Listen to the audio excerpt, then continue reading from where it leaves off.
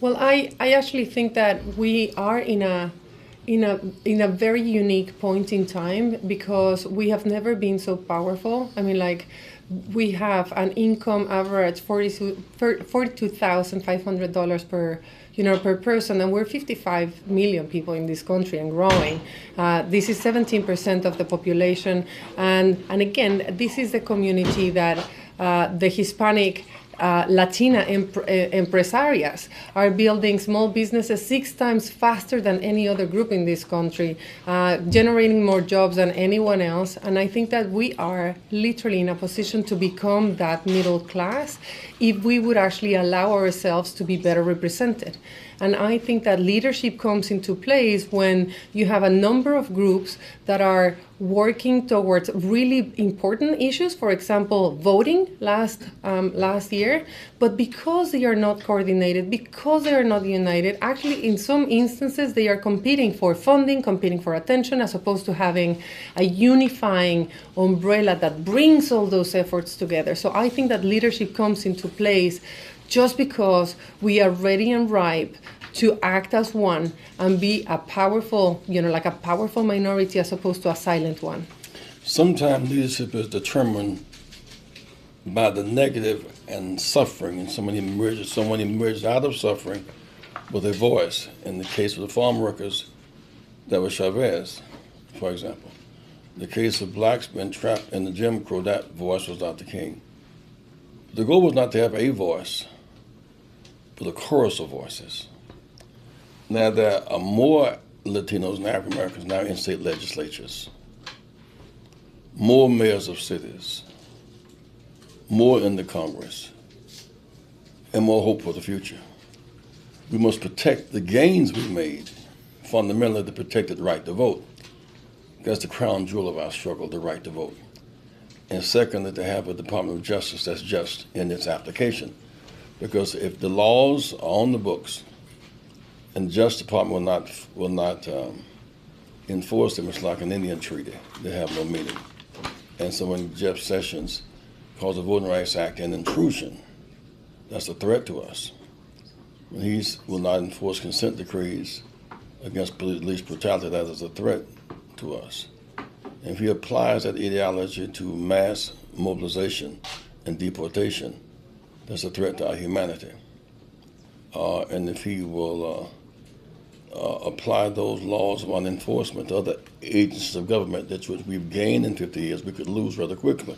Mm-hmm. So defend what we have gained and build up on that. Hispanics are not Brazilian, they are not Mexican, they are not Peruvian. It's a completely different group of people. And we don't have to actually inherit this group of people are second or third generation. Many of them actually were raised and grew up learning English as a first language and probably have a broken Spanish altogether.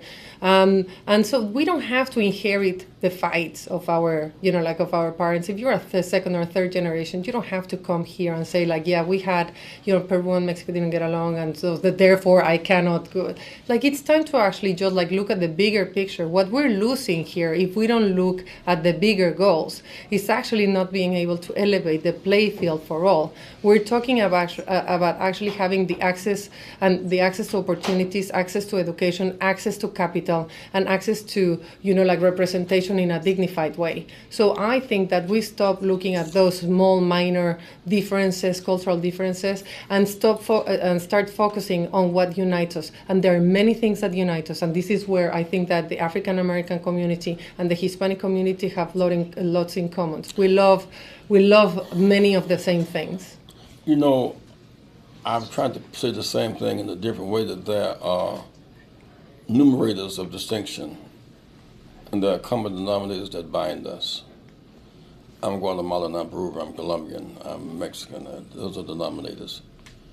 But when there is disgracing us as a people, as drug dealers and thugs, and build a wall, it affects all of us. All of us must take a principal position on a common threat. And there is an attempt to remove 24 million of people from health care, give $800 billion break to the richest Americans. Such a disgusting act threatens all of us. And there's a threat to the protected right to vote. it threatens all of us because no matter what our numbers are, if we can't vote, it does not matter. When there is a threat to our access to education, it's common. So we must find that which we have in common and then collectively set goals, targets, and timetables. So I'm convinced that I really want young African Americans to learn to speak Spanish. And my kids do for the most part. And I want young Latinos to learn to speak English because you must speak to your next door neighbor. Mm-hmm. We're each other's future. The 100 largest cities, the majority of black and brown, we're each other's future. And so we learn to survive apart. I'm Guatemalan, I'm Peruvian, but we must learn to live together. And that's a bigger challenge, but it's where you win the big game. And Reverend Jackson is convinced that he wants to teach people how to speak Spanish. I want to learn from your community how to speak out. We are, we are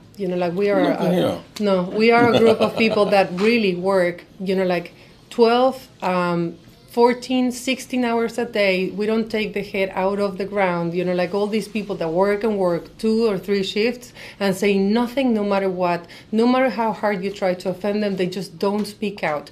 Reverend Jackson has taught me the lesson of actually going and training young kids from really early on to know 2 things. What are my rights and how do I speak out? How do I defend them? And I think that if you want to learn Spanish, I want to learn how to speak out from you.